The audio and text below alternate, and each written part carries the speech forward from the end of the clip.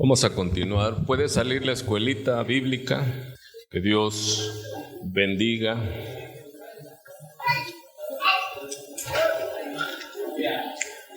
Que Dios bendiga a los maestros, les dé gracia, así como a nosotros le pedimos que sea el Espíritu Santo el que nos ayude en este hermoso día. Muy bien, hemos orado, hemos pedido al Señor su provisión. Creemos en Dios Padre, Dios Hijo y Dios Espíritu Santo. Creemos que el Padre está en su trono, Jesucristo está a su diestra y el Espíritu Santo es el que campea en la tierra, convence de pecado, redarguye, nos guía a toda verdad. Y como Iglesia de Cristo hemos determinado a través de los estudios de los años que lo único que da libertad, sabiduría y eternidad es la exposición de su palabra. Así que si nos visitas por vez primera, bienvenido, le damos gracias al Señor y aquí predicamos expositivamente. ¿De qué se trata la predicación expositiva? Se lee el texto, se explica el texto y se aplica el texto. Creemos que la exposición de su palabra es la que alumbra y es lo que queremos oír en las iglesias. Si algo se ha alejado de la cristiandad es la palabra y ha permeado hoy día el pensamiento secular, humanístico. Entonces nosotros tenemos que creer, porque así es, que la palabra es lámpara para nuestros pies y lumbrera a nuestro caminar, es para la vida cotidiana y la vida lejana. Es nuestra ancla, es nuestro faro, es nuestra fortaleza. Y el conocimiento de la palabra, dice el Señor en Juan capítulo 8, dice que conoceréis la verdad y esta verdad os hará libres. Pero Él antes dice, si permaneces en mí, verdad. Entonces no se trata de escuchar un sermón, sino de vivir, de mantenerse en esta palabra, ¿sí? Sabemos la respuesta de los judíos, se ofendieron, porque Él les habló de libertad, y ellos dijeron, jamás hemos sido esclavos de nadie. Un padre tenemos que es Abraham, el padre de la fe, y sabemos todo este desarrollo. Pero antes de continuar, ya estando aquí, vemos la importancia de la palabra, hermano. Ahora, para usted que llega, que viene, estamos en el estudio del libro de Mateo, un libro fascinante, un libro precioso, que pareciera ser estrictamente judío, que está dirigido y habla de la ley y habla de las promesas, pero es un libro maravilloso y en mi título personal, en mis estudios, al estudio de Mateo, le puse la alegría de Mateo. Aunque parezca un libro muy ortodoxo, muy estricto de la ley, es el gozo de Mateo y lo hemos ido descubriendo. En verdad, no me veo yo detenido tanto en el libro de Mateo y es una delicia, es un deleite. Porque verdaderamente pensábamos, y hablo a título personal, que no nos podíamos identificar con un personaje como Mateo, que es el autor de este libro, pero en la medida que lo vamos estudiando, quedamos más enamorados de Dios, y es el libro de gracia, hermano. El libro de Mateo es gracia, sobre gracia, porque donde abundó el pecado, sobreabundó la gracia, ¿verdad? Y por eso les decía yo a título personal, para mí Mateo es la alegría de Mateo, ¿verdad? Un hombre desahuciado, un hombre rechazado por su propio pueblo, tenido ya como gentil y publicano, siendo él hebreo, y él ya había aceptado esa estigma sobre su vida. Pero el día menos pensado llegó Jesús, donde él estaba trabajando. Él era un traidor a su pueblo. Él se había vendido al imperio romano. Él era un cobrador de impuestos a su pueblo. Él era parte de esa opresión sobre los israelitas. Era abominable. A los fariseos, a los publicanos, los cobradores de impuestos, lo tenían en la misma línea de los más terribles pecadores, como los gentiles. Para el judío, un gentil, ni siquiera el saludo, ni siquiera tocarlo. Por eso en la narrativa de Mateo que estamos viendo, estamos en Mateo capítulo 8, los milagros de Jesús, no hay que pasar por alto que dice, y tocándolo. Al leproso que hizo Jesús, lo tocó. Ahora nos toca estudiar al centurión romano y Jesús es el que responde y toca a una mujer que es la suegra de Pedro. Cuando uno lo lee así, abuelo de pájaro, dice, bueno, pues los tocaba. No, pero es que un rabino no podía tocar a un leproso, a un gentil como el centurión, no podía hacerle favor y tampoco tocar a una mujer.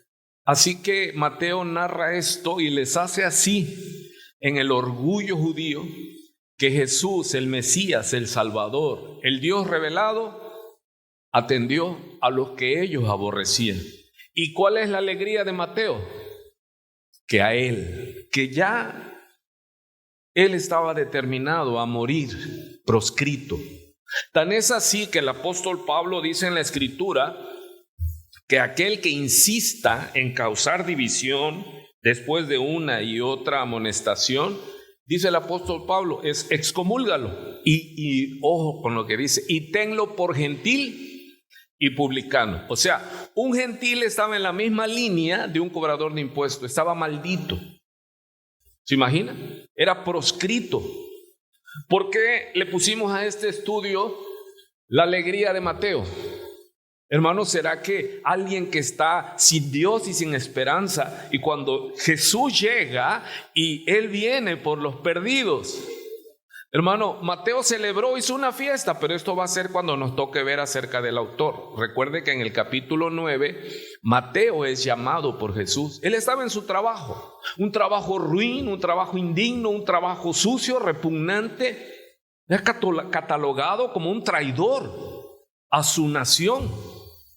Imagínense un cobrador de impuestos, cuán amados son, ¿verdad? Pero aquí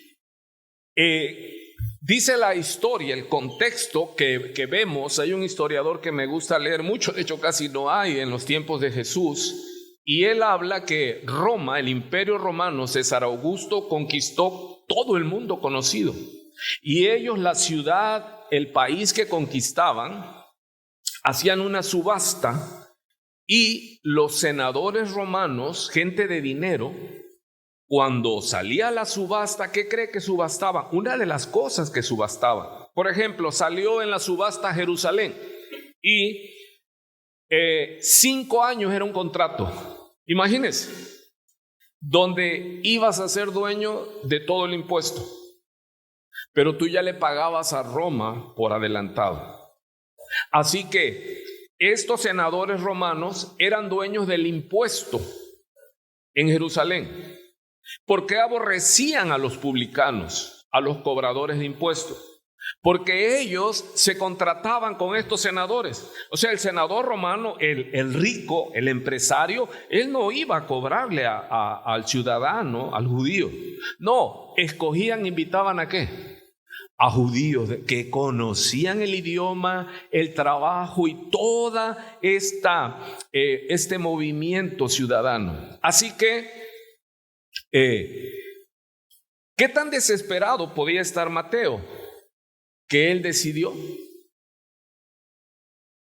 trabajar a sabiendas que iba a quedar proscrito de su pueblo, que no iba a poder entrar a una iglesia, a un templo, que iba a estar, solo miraba de lejos cuando el Señor Jesús narra el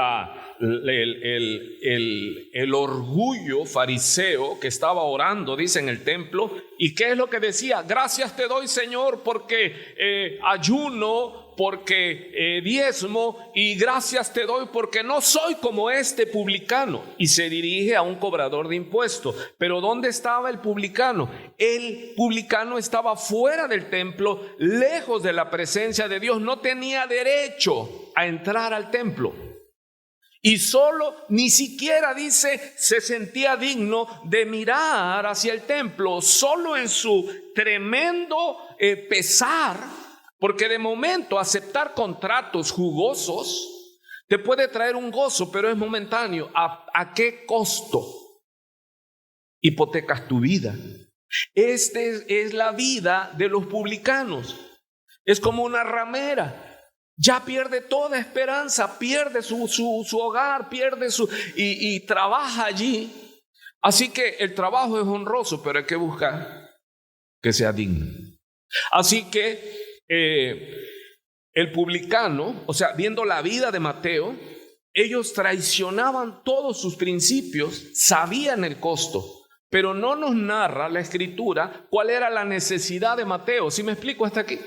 No sabemos por qué tomó ese paso. Y dice el Señor Jesús, narrando esta escena, dice que el publicano solamente se golpeaba el pecho y decía que sé propicio a mí pecador. Ahora, el publicano era de raza hebrea y conocía la ley de Jehová. Ellos conocían la ley de Jehová. Cuando usted se pone a estudiar la carta de Mateo, se asombra del conocimiento teológico de Mateo. Mateo sabía la Escritura. Por eso él abre y presenta el Génesis de Jesús, la genealogía de Jesús. Y él presenta a Jesús como hijo de David, que es rey. El prometido Mesías de Israel.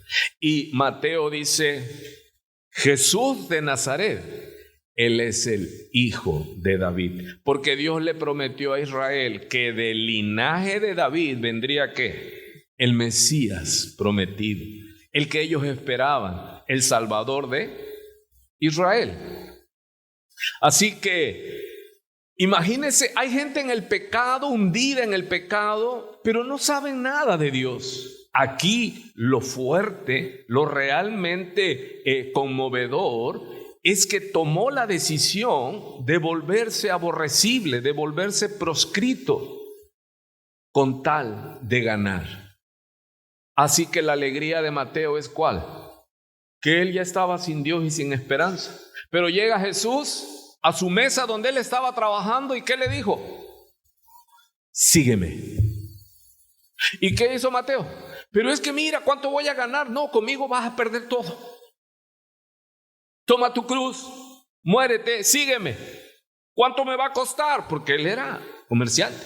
Te va a costar todo. Diga que está a su lado. Seguir a Cristo te va a costar todo.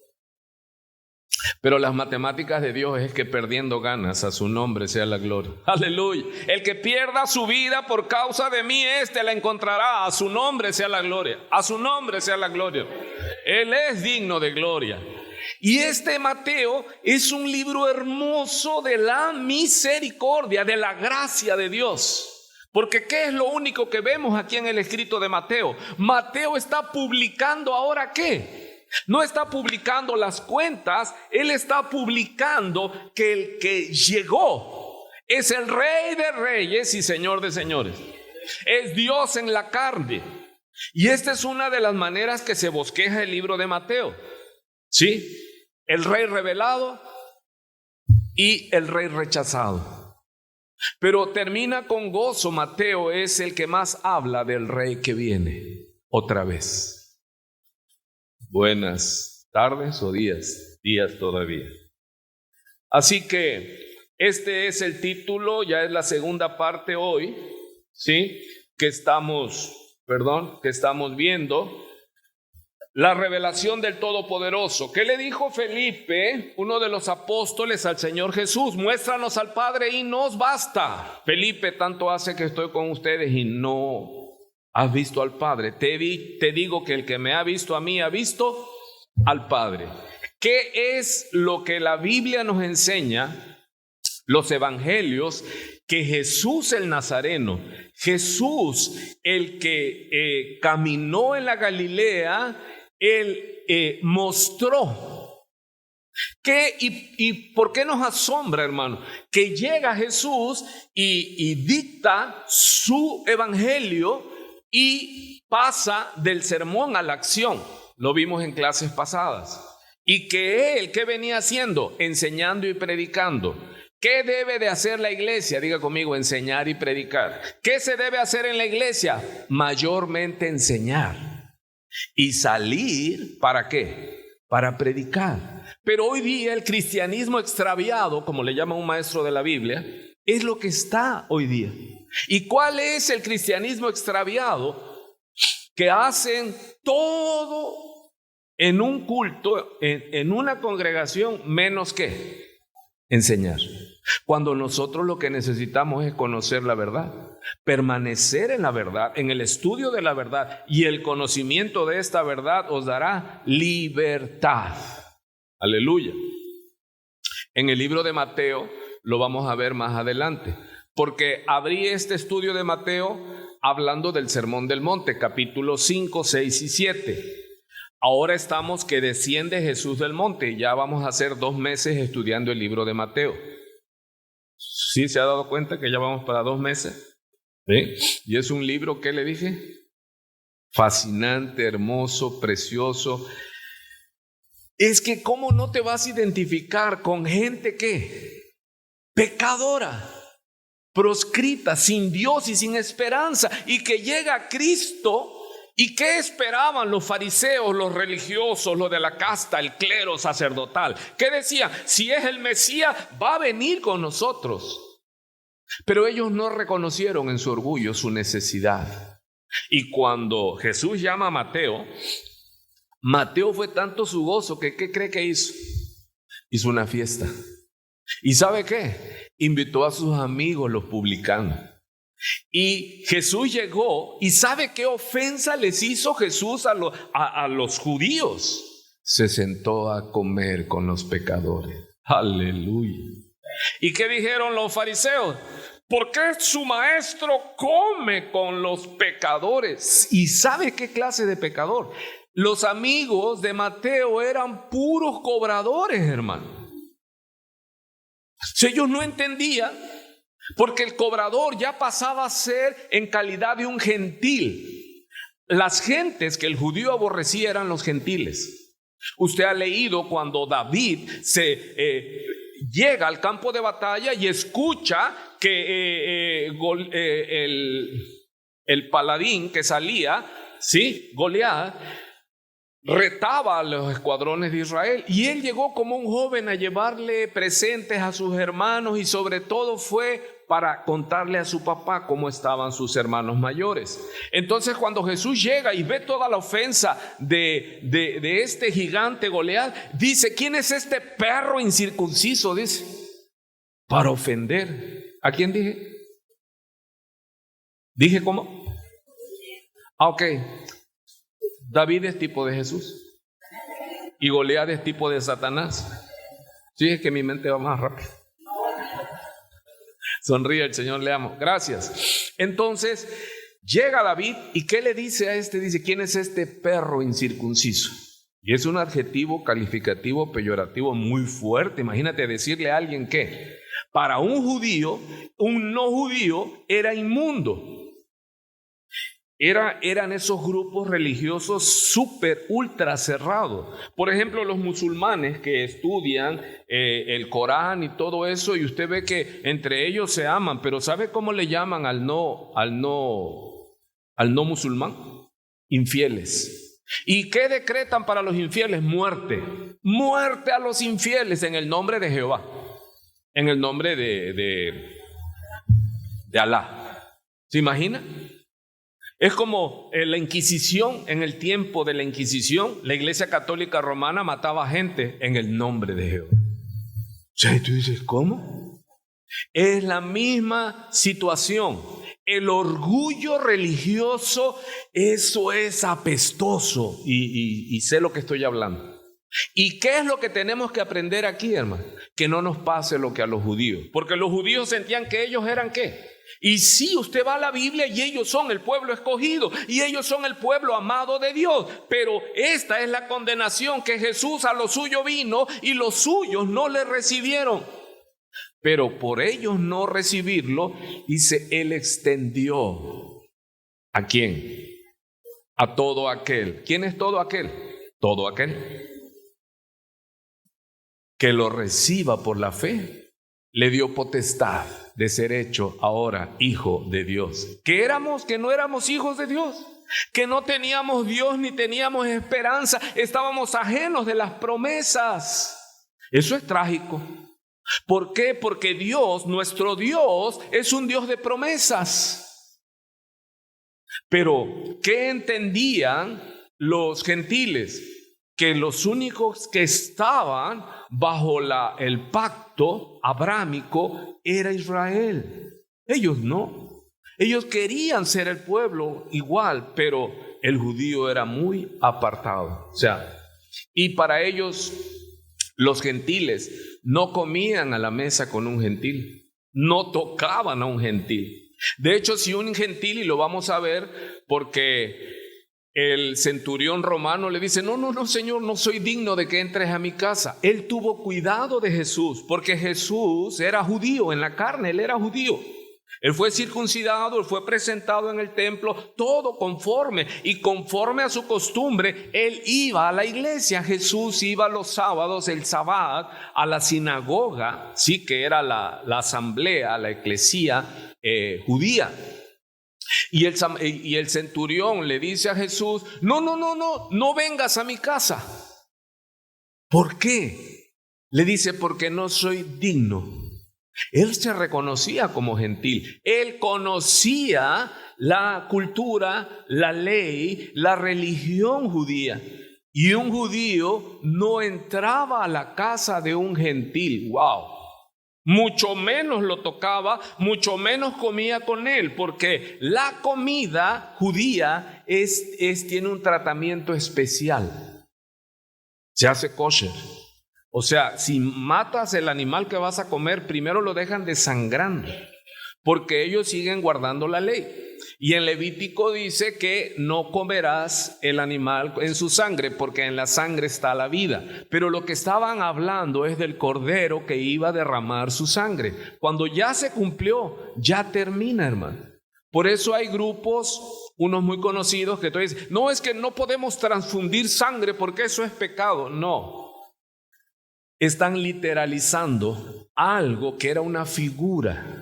El Cordero de Dios que quita el pecado del mundo, porque la paga del pecado es muerte. Se paga sin sangre, no hay remisión de pecados. ¿Y qué es lo que apuntaba? Que el Cordero de Dios, el Cordero del sacrificio, derramó su sangre. Entonces, para un judío era terrible. Si lo tocaban, tenían que purificarse varios días, no podían ir a la iglesia, al templo. ¿Se imagina de qué tamaño es el aborrecimiento? Ellos se sentían el pueblo escogido, y sí lo fueron, pero ellos mismos descansaron más en su linaje que en la obediencia y el conocimiento de Dios. Tan es así que cuando llegó Dios en carne, lo rechazaron. Por eso Mateo se bosqueja como el Rey revelado, la revelación del Todopoderoso. Pero si alguien narra el rechazo de Jesús, es Mateo. Jesús, como hombre, como carne, porque algunos decían, wow, es que a mí nadie me quiere. Hermano, Jesús fue aborrecido, estuvo a punto de que lo rechazaran desde el vientre. ¿Por qué? Porque estando desposada María con José, ¿qué pasó? ¿Se halló que ella estaba? No lo estudió usted en el catequismo, ¿Qué sucedió? Estaban desposados, tenían un compromiso de casamiento José y María. ¿Pero qué sucedió? Nadie. Que María salió embarazada y José no la había tocado, no la había conocido. Y él estuvo a punto de ¿qué? De rechazarla. Pero ¿iba a rechazar a María o el fruto de María? También el fruto de María. O sea, ¿qué es lo que tenemos que ver aquí en Mateo? El rechazo del rey. ¿Cuánto dicen aquí? Wow. El rechazo del rey. Y el rey Herodes, que estaba allí, le estoy adelantando algunas lecciones, cuando se entera por los sabios que llegaron de Oriente, que no eran tres, ni uno era negrito, ni otro era güerito, ni eso es fantasía, ni uno vino en ¿qué?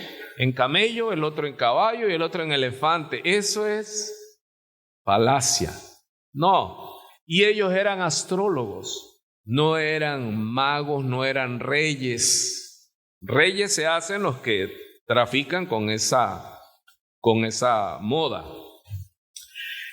Ellos llegaron porque por señal, y ellos eran gentiles, eran medos. O sea, ni siquiera eran del pueblo de Dios, eran medos.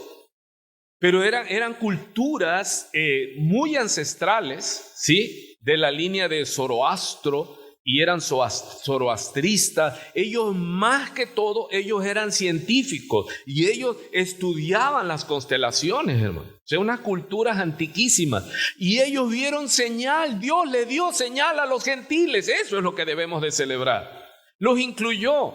Y ellos llegaron y reconocieron a Jesús como rey. ¿Qué más? Porque le trajeron ¿qué? Oro como rey. Incienso como Dios y mirra como sacrificio.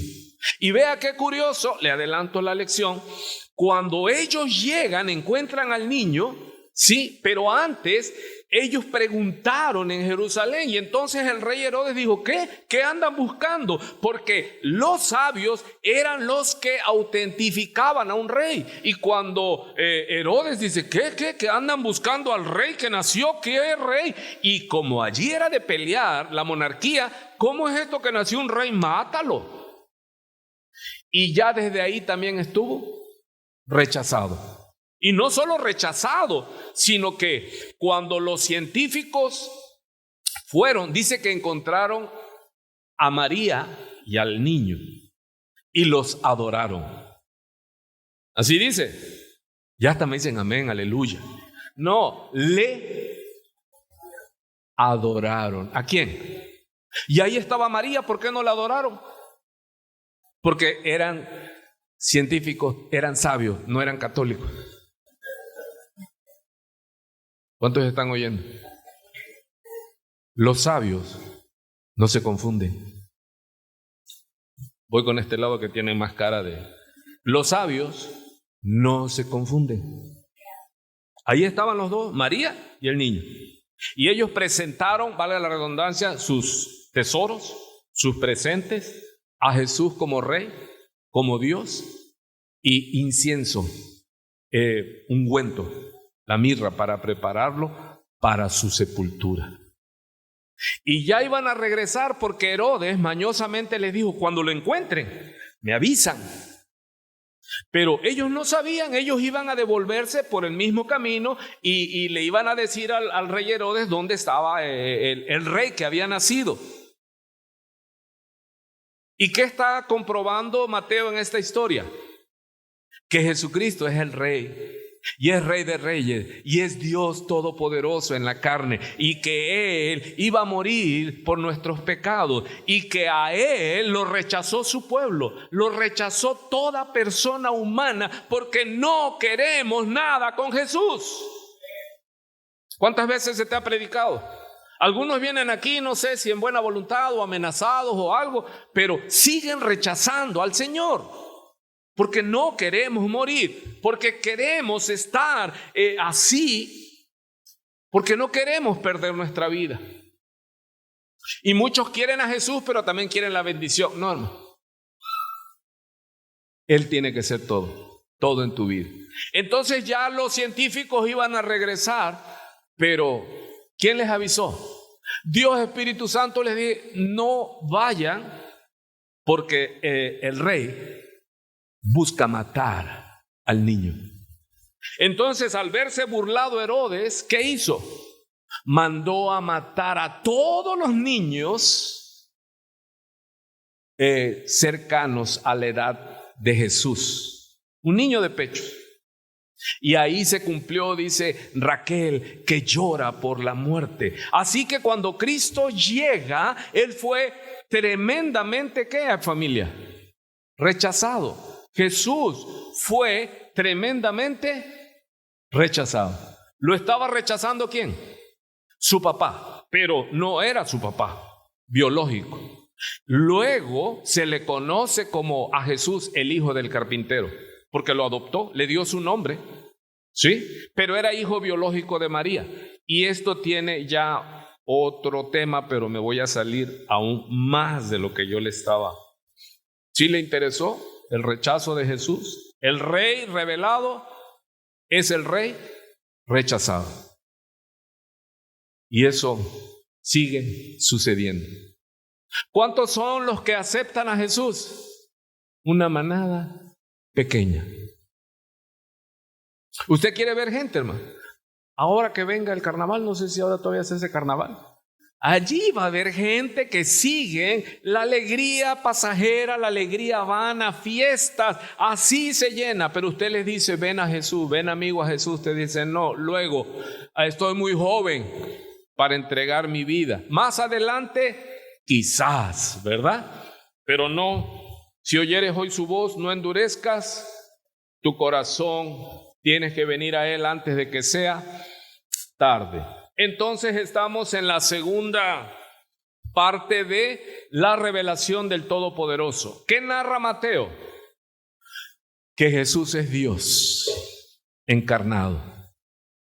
Y Él narra para que todos los que íbamos a oír, a leer, reconozcamos la misericordia de Dios. Por eso él habla, cuando abre la escritura Mateo, habla de el Génesis de Jesús. Usted lee ahí la genealogía. ¿De dónde vino este Jesús Nazareno?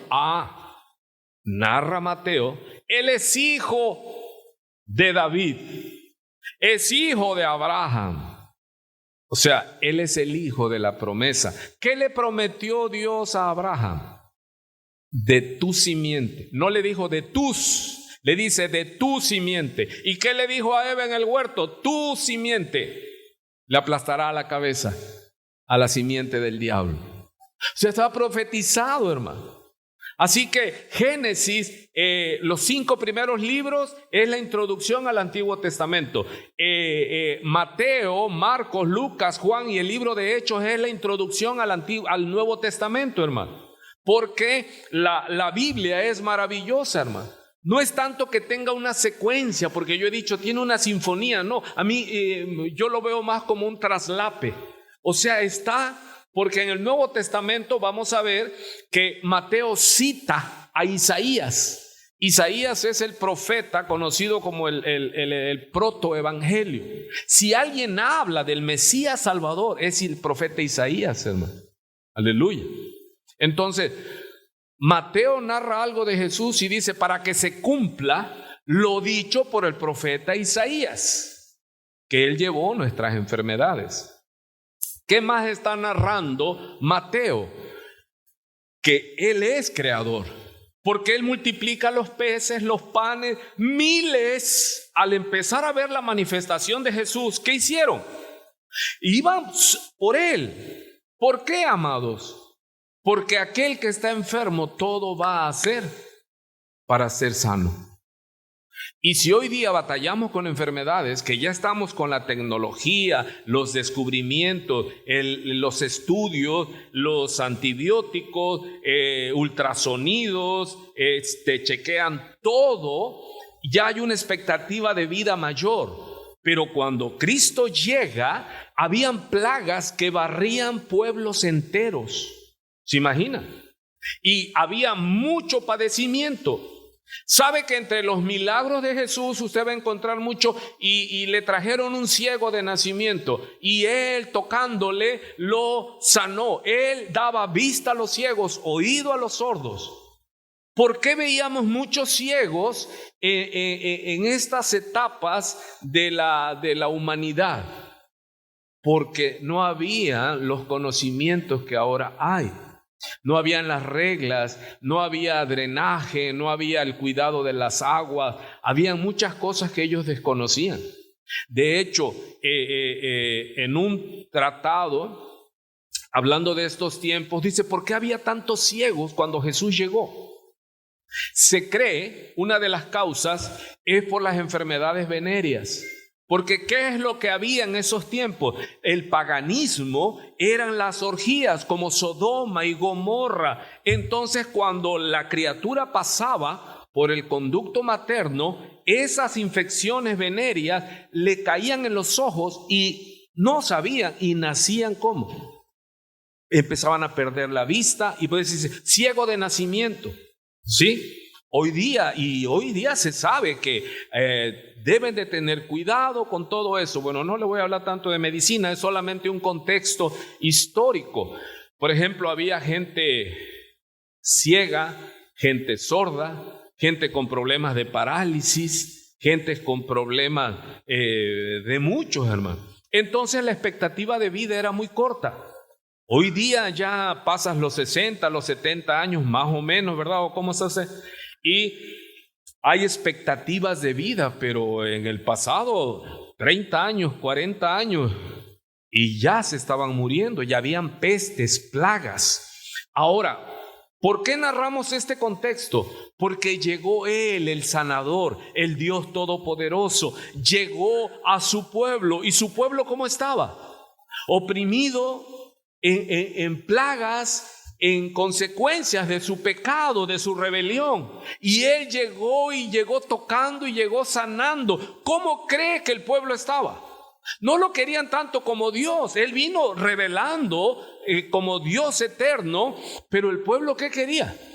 Ahí lo esperaban. Él se subió al monte, sus discípulos fueron y ellos no subieron porque ellos no querían tanto la palabra. Ellos querían ¿qué? Hermano, usted ha oído cuando hay personas que tienen un don, que ejercen una sanidad. Así, hermano, se llega a la gente. Y hemos visto y oído historias de aguas milagrosas allá en cierta región. Y la gente iba por su agua ahí, hermano, ¿verdad? Y ya traías tu agua, o van por acá donde está un curandero y que toman unos tés para las piedras del riñón y poder seguir tomando el refresco de cola y todas esas locuras, ¿no? Entonces queremos la sanidad instantánea, inmediata, pero que no nos cueste nada. Ellos se acercaron a Jesús como mucha gente hoy día, por necesidad. Muchos llegan a Cristo, a la iglesia, ¿por qué? Por necesidad, porque ya sus vidas están enfermas y en grave peligro, porque ya sus matrimonios están devastados, porque ya sus hijos están perdidos. Y ellos vienen a Jesús como estas multitudes. Solo iban a Jesús, ¿por qué? Porque Él se cruza en el lago de Galilea, Jesús huye de ellos. ¿Por qué? Porque ya su fama había hecho explosión. Y no era su tiempo. Porque ¿quiénes enloquecieron al ir subiendo la fama de Jesús? Los religiosos. Porque ellos se sintieron ¿qué? Agredidos en su monopolio. Si ellos eran los adorados, ellos eran los de las túnicas largas, ellos eran los únicos oficiales para ministrar la Torá, la ley de Jehová. Ellos eran los que dictaban, los que gobernaban. Y llega este Jesús, ni siquiera carpintero, dice, el hijo de José el carpintero. Y ellos sintieron en peligro ¿qué? Su monopolio. Ellos viendo no vieron y oyendo no oyeron. Porque ellos tenían que conocer, porque ellos enseñaban en las sinagogas cada sábado la promesa del rey que venía, del Salvador. Y cuando llegó, ¿qué sucedió? no lo vieron, sino al contrario, lo rechazaron. Por eso se llama el bosquejo de Mateo, es ¿qué? El rey revelado y el rey rechazado. Y como termina con gozo, Mateo dice, pero es el rey que viene otra vez. Aleluya. ¿No le da gozo? Y no le da ese mismo gozo de Mateo, porque Mateo no estaba en condición de gentil, peor, porque un gentil se podía hacer un prosélito y entrar en las promesas de Israel, pero él ya no, él ya estaba excomulgado, estaba maldito. E imagínense que ya sus líderes religiosos ni siquiera se dignaban a verlo, y que llega el rey de reyes, el Señor, el Dios en carne, y le dice: Mateo, ¿qué? ¿Cómo está Mateo? Hermano, ¿usted tiene el gozo de que Dios le llamó? ¿O todavía está pensando si lo sigue o no? No, Mateo yo creo que ni siquiera ordenó las cuentas. Él dijo: vámonos. ¿Quiénes hicieron eso primero? Ahí en Capernaum estaban pescando. Pedro, su hermano, Juan, no habían pescado nada. Y Jesús llega, y como las multitudes estaban sobre él, le pide la barca prestada a Pedro. Y Pedro, imagínense, hermano, intentó pescar toda la noche. No había pescado nada y ya estaba lavando las redes. Y dijo: bueno, pues ¿qué me quita? Y le prestó la barca para que Jesús, el rey, la tomara como púlpito. Y desde ahí tronó el Señor y predicó. Y Pedro oyó. Y ya de ahí cuando terminó, y le dice a Pedro: Pedro, métete a la barca, mete las redes y boga mar adentro. Imagínese Pedro, no está escrito, pero ¿qué le dice? Lo que sí está escrito: Señor, toda la noche hemos intentado pescar y no hemos pescado nada. Si en la noche no se pescó, ¿cuántos saben de pesca con red? En el día no, porque los peces ven la red. ¿Se imagina? Entonces, ¿qué le habrá dicho Pedro? ¿Qué habrá pensado Pedro? Porque no está escrito. Pero yo le hubiera dicho: Señor, tú eres teólogo, tú sabes de las promesas, tú sabes de la palabra, pero yo soy pescador, hijo de pescadores, nieto de pescadores. Si no cayeron los peces en la noche, en la mañana no van a caer. Pero miró a Jesús con otros ojos y le dijo: pero en tu nombre echaré las redes. E hicieron la pesca de su vida, hermano. Imagínate que tu negocio siempre esté así, tiritando, hermano, en que si se muere, que si revive, y de repente el Señor llega, te bendice y explota ese negocio, porque muchos son así, hermano. Pastor, voy a poner un negocio. Le digo: pues si ya te dirigió el Espíritu Santo, adelante. El tema es que ya luego los dejo de ver. Y luego el domingo le digo: ¿por qué no vienes el domingo? No, es que el domingo es el día que más vendo. Dije yo: ya lo engañó las riquezas. El afán y el engaño de las riquezas ahogan la palabra. El domingo es el día del Señor, hermano. Bájele la cortina a su negocio. Y no solo de pan vivirá el hombre. Mateo capítulo 4. ¿Sí?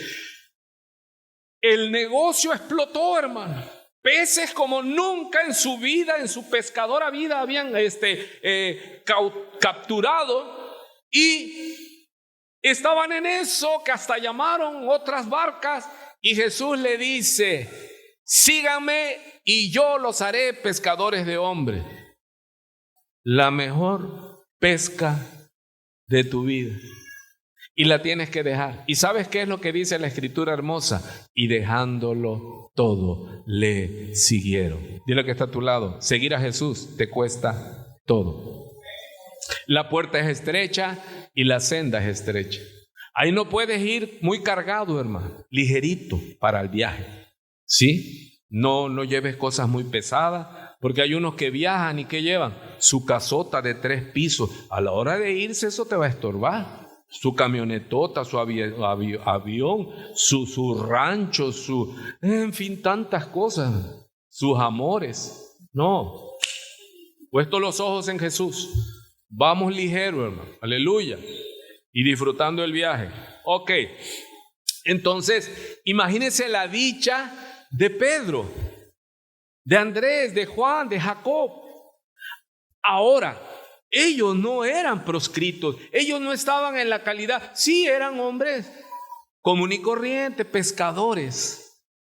Pero donde el Señor sorprende a los que estudiamos la Biblia, que a un recaudador de impuestos no solo lo llamó, no solo lo perdonó, no solo comió con él, sino lo hizo uno de sus 12. ¿Cuántos dicen, wow? O sea, ya ahí, Señor, ¿cómo no lo van a matar?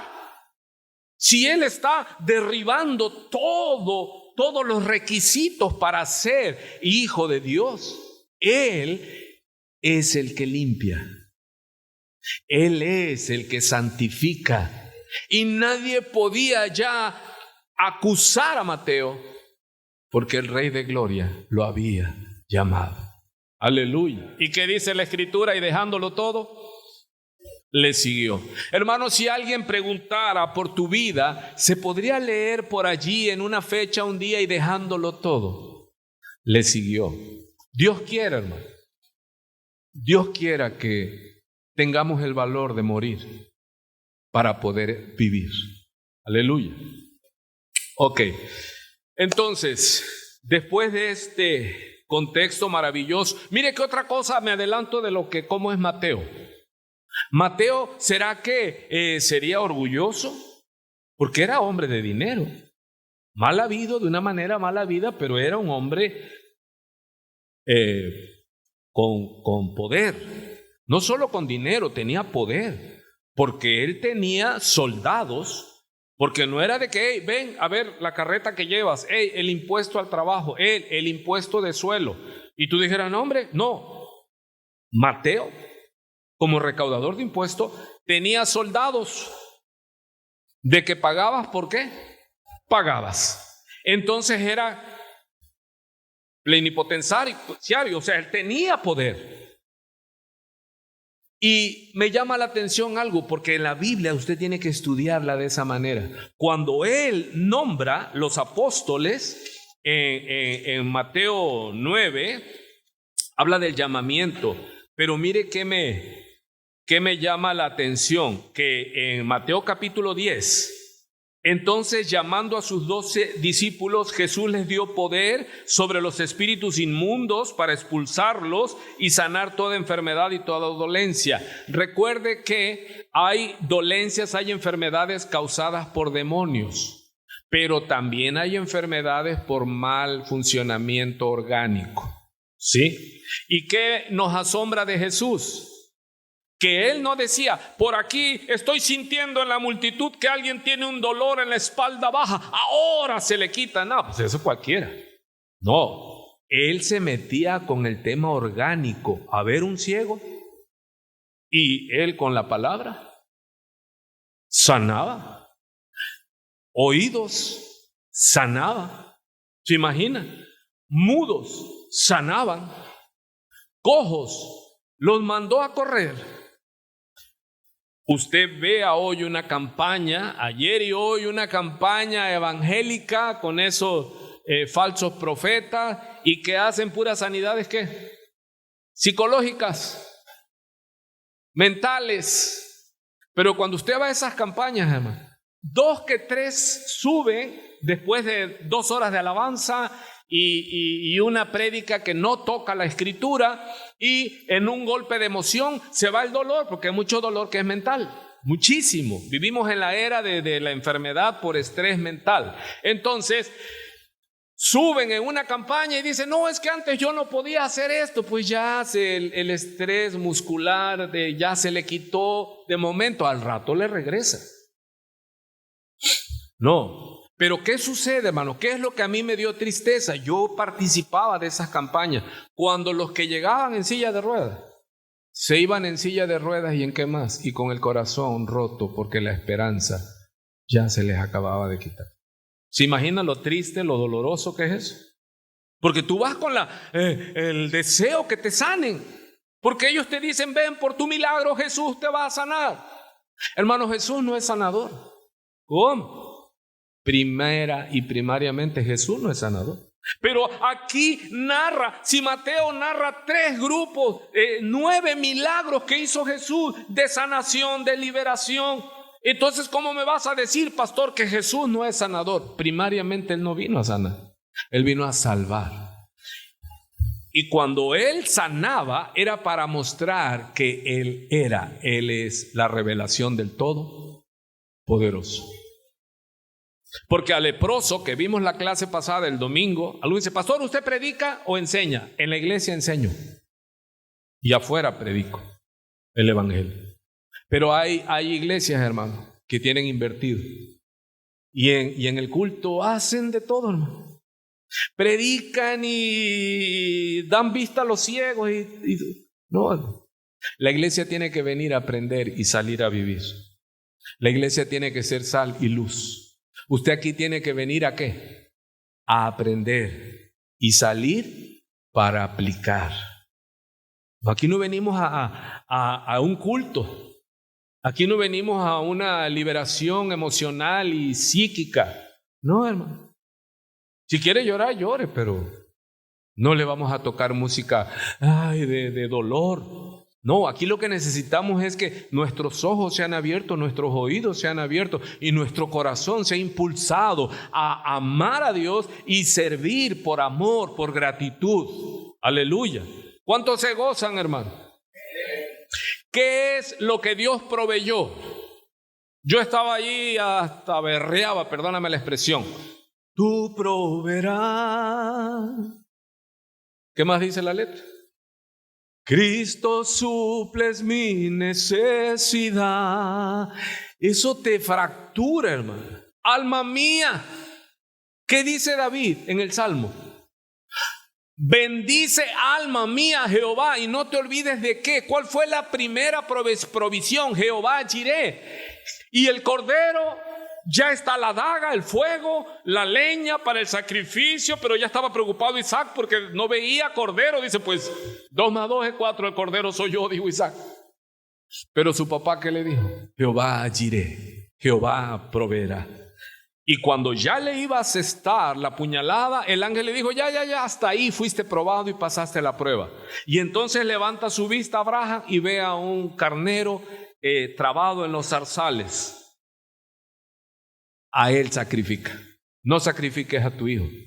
Pero más de muchos miles de años, cientos de años, Jehová sí dejó caer su ira contra el pecado en la figura de su Hijo Jesús. ¿Qué es lo que Dios nos proveyó? Lo primero que Dios te proveyó, tus pecados te son perdonados. Él es quien perdona tu iniquidad, tu maldad profunda. Alma mía, bendice a Jehová y no olvides de ninguno de sus beneficios. ¿Qué es el primer beneficio que nombra? Cristo vino a sanar. No, el tema de la sanación es para que vieran las multitudes que solo Dios puede hacer lo que este hombre hace.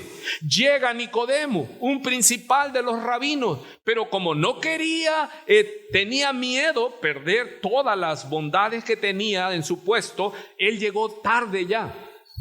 Allá donde estaba el Señor en campamento, porque el Señor no llegaba a Jerusalén y le daban el hotel 5 estrellas, no. Él que dijo, cuando un fariseo lo quería seguir, lo vamos a ver más adelante, dice, las zorras tienen guarida, las aves de los cielos tienen nido, pero el Hijo del Hombre no tiene dónde recostar la cabeza. Wow. Y ese rabino, Nicodemo, fue a Jesús ya cayendo la noche. ¿Por qué? No quería ser vistos. ¿Cuántos iban a la iglesia como en secreto? Eran de la secreta. Hace 30 años, 31, 32, yo iba a la iglesia. Ya me bajaba del taxi y usaba yo una Biblia así, chiquita, me cabía en la bota. Y del otro lado de la bota llevaba yo cigarros y cerillos. Apenas me había alcanzado el Señor. Me hizo el milagro y ya me bajaba del taxi, iba caminando, empezamos una iglesia bautista y ya me quedaba yo así parado y ya cuando no veía yo a nadie, ¡bum!, me metí a la iglesia. Nicodemo Se acerca donde estaba el campamento de Jesús, no ve a nadie y le dice, rabí. Un rabí, un rabino, un principal, diciéndole al carpintero, Raboni. Y habla en plural. Sabemos que has venido de Dios, porque nadie puede hacer las cosas que tú haces si no está el Todopoderoso con él. ¿Cuántos están entendiendo? Hermano, es que las sanidades de Jesús no es como los que hacían los brujos y todos, los curanderos, no. Multitudes, no dice multitud en singular, dice multitudes en plural. Multitudes en plural, ¿cuántos son? Si solo cuando Él multiplica los peces y los panes, dice que dio de comer a 5,000 hombres sin contar mujeres y niños. ¿Cómo a cuánto le gusta que ascendió la multitud? 15,000 conservadoramente. Y hizo milagros creativos. ¿Quién puede crear? Solo Dios. Y esto, los conocedores de la ley, al ver el despliegue de señales y milagros, de hecho Nicodemo se cree firmemente, vemos la historia en Juan, que él fue convertido al cristianismo, porque él defendió a Jesús, pero eso va a ser ya otra clase, no falte, aquí estudiamos siempre. Y él se levanta contra su grupo y les dice, pero la ley no enjuicia, no juzga a alguien sin antes examinarlo. Y le dice, o el principal de los fariseos, ¿qué? ¿Tú también eres cristiano? Y ya como que le dio temor. Pero donde ya perdió todo y le costó todo a Nicodemo fue cuando muere Jesús en la cruz y él con Simón, no, ¿cuál fue? José de Arimatea. Y Nicodemo fueron a pedir el cuerpo. Allí, ¿sabes qué? Ya renunció a todo Nicodemo. Y fue y bajaron el cuerpo de Jesús y le dieron sepultura. ¿Tú qué crees que fue ya de Nicodemo? ¿Quién lo iba a querer del clero con el que? Porque él públicamente había reconocido que él es el Dios Todopoderoso. Hermano, ¿y le costó qué? Todo. Dile que está a tu lado si le tienes confianza. Ser cristiano te va a costar todo. Todo, hermano. No, es que yo soy bravo, pero ya si eres cristiano tienes que amar a tus enemigos. Ya si eres cristiano no tienes que ser iracundo, hermano. Tienes que amar, tienes que perdonar. Siempre estamos cuidando, ¿no?, de no responderle a las personas como muchos se merecen. No, es que la ley dice ojo por ojo y diente por diente. ¿A cuánto le gustaría esa ley? No, Jesús dice, te va a costar todo. Si te maldicen, tú vas a bendecir. No, eso no es de Dios. Sí, eso es de Dios. Cuando te maldigan, tú bendices. Cuando te deseen mal, tú deseales bien. Y no seas vencido de lo malo, sino vence con el bien el mal. Así que Jesús, esos milagros que hizo, porque luego hay maestros que no entienden y dice, venga a este culto, porque así como Jesús daba vista a los ciegos, oído a los sordos y resucitaba a los muertos, eso está pasando en esta congregación o en este ministerio, bla, bla, bla. Hermano, ¿ese fue el propósito de las sanidades, de los milagros de Jesús? No. ¿Con qué propósito el Señor sanó, libertó, resucitó muertos? ¿Con qué propósito? Sanó leprosos. Como señal. Él venía para que nadie pudiera, ¿qué? Negarlo. Pero como ya estaba profetizado que teniendo ojos no iban a ver y teniendo oídos no iban a oír, para que no se arrepintieran y los perdonar. ¿Cómo? Sí. Hay gente que ve prodigios, señales, milagros de Dios. ¿Cuál es el mayor? Gente que te conoció a ti antes de ser cristiano, si en verdad te arrepentiste. Y te ve y dice, no, pero a ese le hicieron como dicen los jóvenes, ahora un coco wash. No, hermano, lo mío no era de coco wash. ¿Y lo tuyo? Pues dicen, tampoco. Hermano, lo que Dios hizo es el primer milagro. Eso vino a darle vida a los muertos. a dar libertad a los cautivos. No se vaya usted por las ramas, no, lo que necesitamos, porque mire, hay gente que es sanada, pero yo le llamo son muertos que gozan de buena salud. Jesús sana a la suegra de Pedro. ¿Cómo? Al Papa Pedro, sí. ¿Era casado? Sí, bien casado. Y amaba a su suegra porque le rogó a Jesús que la sanara. Hello. ¿Sí se da cuenta? O sea, intercedieron con Jesús y Jesús toca a la suegra que estaba ardiendo en fiebre. Es sanada instantáneamente. Nada que después de 3 horas de alabanza. ¿Y cómo se siente? Dice que se siente bien. ¿Cuál? Es mental. No, Jesús tocaba al leproso, inmediatamente la lepra, carne podrida, falanges al aire libre, huesos de las manos, porque toda la carne se caía, la nariz se caía, las orejas se caían, y llega con Jesús, y Jesús, para que lo amaran más, tocó al leproso. Y pudo más el Dios en carne que el pecado, que la lepra. Y al instante la lepra se fue. ¿Se imagina?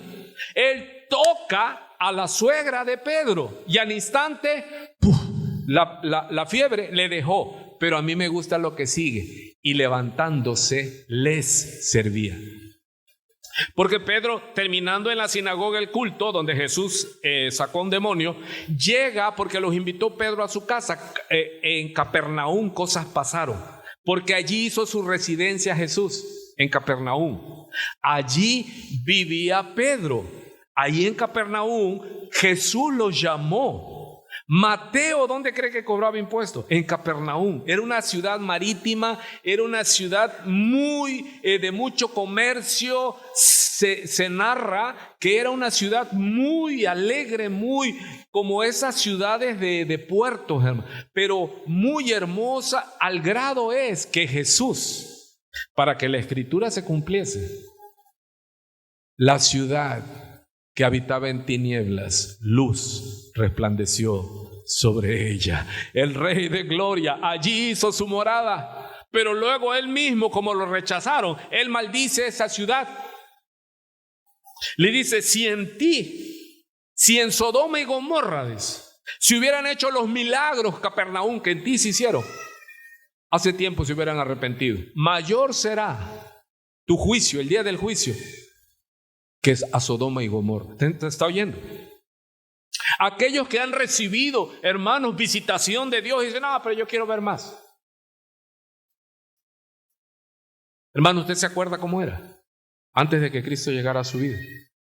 Cuando usted dude, es que el Señor no me ha hecho el milagro, necesito un riñón nuevo. Hermano, el Señor primero viene a salvar tu alma. Porque mucha gente busca a Jesús. Ahí vemos la historia. Miles seguían a Jesús. ¿Para qué? Para que lo sanara. Pero Él les decía, sígame. Decían, no, nada más sáname. Al grado que Él, ahí en Capernaum, al ver la gente, y Él sabía que lo iban a querer tomar, como no era su tiempo, Él mandó a sus discípulos que pasaran del otro lado, a la región de Gadara, cuando llegan los endemoniados. Y entonces ya las multitudes lo fueron a alcanzar y le dijo, Señor, te andamos buscando. ¿Y qué le dice el Señor? Ustedes me buscan porque les di de comer. Y así están llenos los movimientos evangélicos, porque los maestros del evangelio les prometen panes y peces. Como dije yo en enseñanzas pasadas, palomitas y refrescos. Pastor, ¿por qué no hacemos función de cine? Eso no da nada, ¿no? Pero hay movimientos, sí, y basura también. Y hay que hacerles ¿qué? Quieren crepa, quieren café, quieren Coca-Cola, palomitas y refrescos. Y cuando dejas de hacer eso, ¿dónde están? ¿Ya no vienen? Pastor, el 14 de febrero, una plática sobre el amor. Hermano, eso es evangelismo social. Eso no sirve para bendita la cosa. Es que el pastor ya está agrio porque ya está viejo. No, hermano. Ya he caminado. Y si hay que hacer cuentas, hay que hacer cuentas. ¿Qué te deja? Nada. Y luego les dice, a ver, dos Un matrimonio llega aquí a la comida y le dice, a ver, mírala a los ojos y dile que te perdone. Pues si estás en público lo vas a hacer, pero no hay más de fondo. ¿Sí? ¿Cuánto le dan gracias a Dios hasta aquí? Muy bien, pues tenga buen provecho, ya nos vamos a ir, ya es la hora. Y aquí deberían decir, no, pastor, más, predíquenos. Qué bárbaro con usted. Pero si fuera orquesta, yo pago la otra. Alégrese, mi familia. ¿Cuántos saborean, disfrutan la palabra? Si es que es deleitosa la palabra, hermano. Y en Mateo 4, cuando fue tentado nuestro Señor Jesucristo, pasado 40 días y 40 noches, dice, sin comer y sin beber, tuvo hambre. Hermanos, si a veces nada más pasan de las 3 de la tarde, son las 5, las 6, y usted y yo ya matamos por comida. Pero el Señor Jesús, 40 días y 40 noches, pasados los cuales vino el tentador y le dijo, si eres el Hijo de Dios, di que estas piedras se conviertan en pan. ¿Y qué le dijo el Señor Jesucristo? Dicen los historiadores que en Jerusalén están esas piedras que conocemos nosotros acá como de río, de esas que parecen unas tortas de pan. ¿Cuántos tienen hambre? Y que al verlas Jesús, 40 días, hermanos, sin comer ni beber, usted ve esa piedra y usted le empieza a dar. Y le contesta el Señor de gloria, no solo de pan vivirá el hombre, sino de toda palabra que sale de la boca de Jehová su Dios. Amado, es mi oración siempre que este pueblo marque rumbo, que sea un pueblo que tiene hambre y sed del Señor. Aleluya. No de show, hermano. No de espectáculos que solo dejan basura, tristeza, lágrimas, decepciones. No, dar a conocer al Señor. Porque en Juan capítulo 17, la oración sacerdotal, dice el Señor de gloria, y la vida eterna es que te conozcan a ti y a tu Hijo por el Espíritu Santo. Y la verdad, hay una sola verdad, que no hay otro nombre dado a los hombres debajo del cielo en el que haya salvación. Solo Cristo salva. Amén. Cierre sus lindos ojitos. ¿Cuántos le dan gracias a Dios que pueden ver? No importa si tus ojos son negros, porque hay gente que luego quiere los ojos azules. No, hermano. Con que veas, eso es lo que Dios te bendiga. Padre, te damos tantas gracias, Señor, por la dicha de tener un apetito santo por ti, por tu revelación, por tu palabra. Bendecimos tu palabra, Señor, que es más deleitosa que la miel, es más dulce que la miel, Señor, es más valiosa que el oro, más que mucho oro afinado. Gracias, Señor, porque eres tú y solo tú que ha despertado nuestra hambre, nuestra sed de conocerte a ti, Señor. Yo te ruego, Padre, una vez más, que podamos obedecer tu mandamiento y acercarnos a ti y encontrarte y escucharte. Así como María tomó la mejor parte, contemplarte, oírte hablar. Gracias, Señor. Yo bendigo tu iglesia presente y ausente. Señor, bendigo lo que resta de este hermoso, precioso día, Señor, en el cual podemos tomarlo para contemplarte a ti, Señor, para meditar. Gracias por el gozo, por la alegría. Gracias, Señor, porque tú eres Dios de promesas, tus pactos, y nos gozamos porque tú no mientes y todas tus promesas tienen cumplimiento en el sí, en el amén, pero en Cristo Jesús. Señor, ayúdanos a entender que es en Cristo que se adquieren tus promesas, que si no tenemos a Cristo no tenemos nada, sino la ira tuya pesa sobre nuestras almas. Señor, gracias. Ayuda a tu pueblo, oro por tu pueblo, oro por tu casa, Señor. Da paz, quita todo temor, Señor. Que podamos confiar, como dice tu palabra, En Romanos capítulo 8, que tu Espíritu Santo nos da testimonio de que somos tus hijos y que el perfecto amor, dice tu siervo Juan, echa fuera todo temor. Padre, no tenemos miedo a la muerte, porque ya no tenemos miedo al juicio en contra, porque Cristo pagó por nosotros. Gracias, Señor, porque vivimos confiadamente en ti, sabiendo, Señor, como estamos aprendiendo en este libro de Mateo, que tú eres el Rey revelado, el Todopoderoso, pero tristemente también eres el Rey rechazado.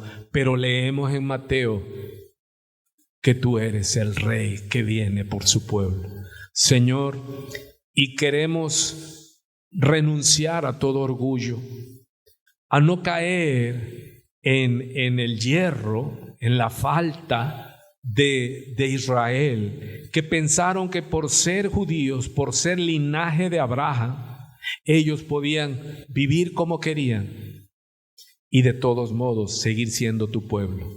Pero ahora, Señor, tenemos la dicha, la alegría que sintió tu siervo Mateo, que sin Dios y sin esperanza se encontraba, lejos de las promesas. Pero ahora, Señor, entendemos, nosotros como gentiles, que no éramos pueblo, ahora tú nos has hecho linaje, real sacerdocio, para que anunciemos tus virtudes, Señor, que nos sacaste de las tinieblas a tu luz admirable. Bendita, provechosa tarde, familia. Dios les siga bendiciendo. Nos vemos, si Dios permite, el martes tenemos una reunión matutina, ¿sí? Entonces, no se preocupe. Jehová Jireh, que significa Dios proveerá.